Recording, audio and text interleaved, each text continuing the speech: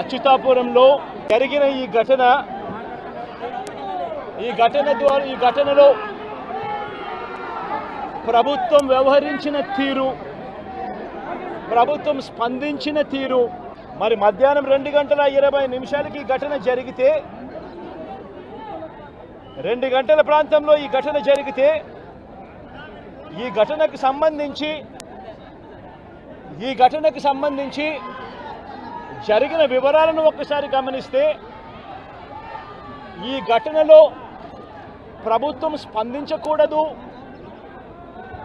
అన్న తాపత్రయము ఎక్కువగా కనిపిస్తూ ఉంది. ప్రభుత్వం 17 మంది చనిపోతే ఈ ప్రభుత్వం మొట్టమొదటిగా సాయంత్రం 4 గంటలకు హోంమంత్రి వచ్చి ప్రెస్ మీట్ను అడ్రస్ చేస్తూ తాను మాట్లాడినప్పుడు కూడా సహాయానికి సంబంధించి పర్యవేక్షించడానికి తాను అనకాపల్లికి వెళ్తున్నాను అన్న మాటల వాళ్ళ నోట్లో నుంచి రాలేదు. మరో గంట తర్వాత అంటే సాయంత్రం 5 గంటల ప్రాంతంలో కార్మిక శాఖ మంత్రి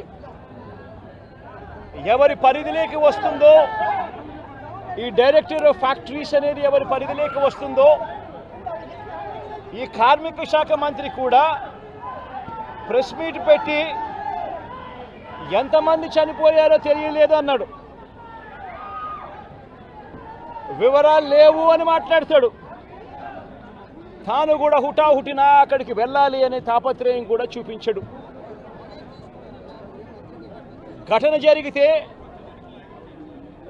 జరిగిన తర్వాత ఘటన స్థలానికి కలెక్టర్ ఎప్పుడు పోయాడు, అధికారులు ఎప్పుడు పోయారు, కమిషనర్ ఎప్పుడు పోయారు అన్నది ఒక్కసారి గమనిస్తే ఇంకా బాధ కలిగించే అంశాలు.